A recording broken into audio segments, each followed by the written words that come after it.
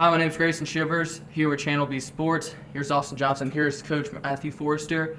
We're excited today. We get to talk about 5 and 6A football and how Briarwood's moving back down to 5A. And at the end, we get to show you the schedule for the first time this year.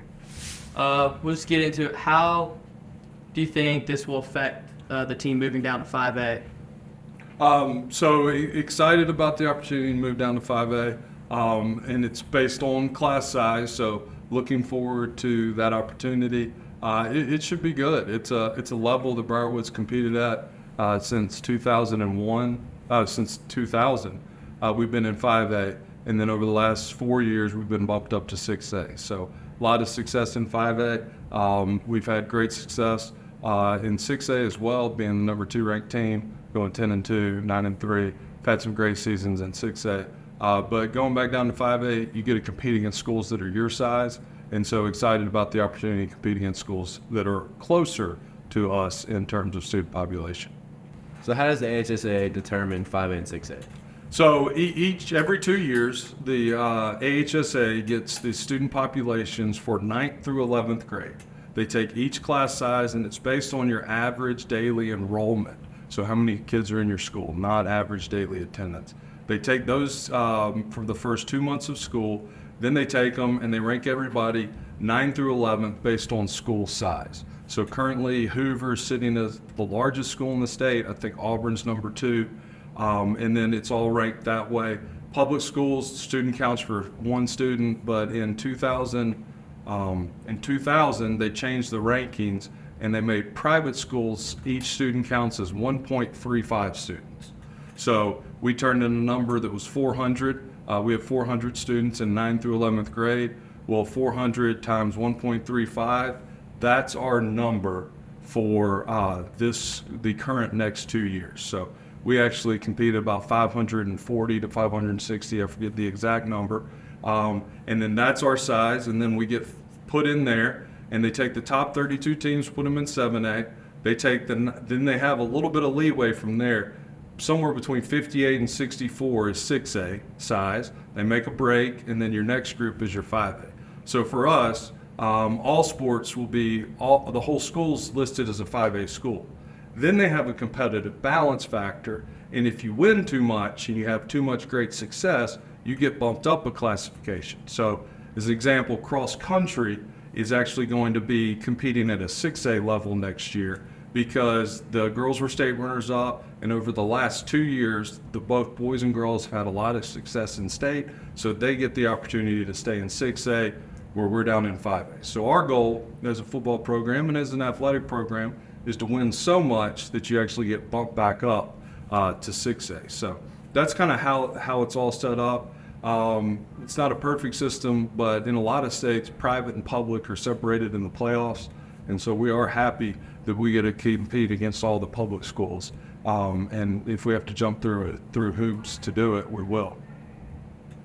How do you think the student section plays a role in helping the team and also distracting the opponents? Yeah, I mean, it was Coach Burgesson, who's the head coach at Homewood. He actually said on one of the podcasts, he said that Briarwood has one of the best student sections, and he feels like that's always difficult to come to Lions Pride Stadium to play because of the student section. And I think it's true. One of the things I've enjoyed seeing over the last probably 5 to 6 years is how many more freshmen are involved in the student section. It used to be probably 7, 8 years ago, it was sophomores through seniors. But now there's a whole lot of freshmen that get in that student section, so it makes it one of the biggest student sections we have. 2 years ago when we went to Oak Mountain and we played Oak Mountain at Herdmont Park, our student section was just as loud as theirs. It was an incredibly fun environment for high school football. I think back to 3 years ago when we went over to Spain Park, I think it was the COVID year, and our student section was just rocking. It was incredibly loud, whole lot of fun. I mean, there's just those times. For me, this semifinal game against St. Clair County in 2017 was one of the all-time great student sections. So as a coach, to be able to notice the student section, I feel like that tells you what a great job our student section does. Who do you think our toughest opponent be this year in both region and non-region? So I'm really excited about our schedule. Hopefully at the end of this special, you'll get a schedule reveal, right? Y'all go ahead and talk down, break it down. But I'm really excited about the start of our season. We're going to travel to Oak Mountain week 0, and so we'll be down at Hermont Park. Then we get the opportunity to travel to Homewood, which is always a great place to play. A lot of history between Briarwood and Homewood, and the rivalries over the year. And then our third game, which is technically called week 2, that will be versus Ramsey at home. So our first home game will be against the defending 5A state runner-up. They've got a quarterback that's got several big-time offers. Colorado is the one that comes to my head. So those first 3 games doesn't really sound much like 5A to me. It sounds very what we've been doing, and so I'm excited about what's going to happen for those first 3 games, and I think how we do in that really propels us forward through the rest of the season. But we got to start strong, so we need great off-season, great summer of work, so that we can come in and be ready to have an amazing season. They won the championship the year before, too. That's right. So they've been in the championship game in the last 2 years.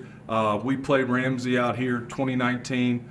We ended up beating them last second. They kicked a field goal. Parker Hudson, Tanner Hudson's older brother, blocked the field goal. We win the game. Because we win that game, we win the region. We end up hosting Pleasant Grove my first year in the semifinals that year. So a lot of great history between us and Ramsey.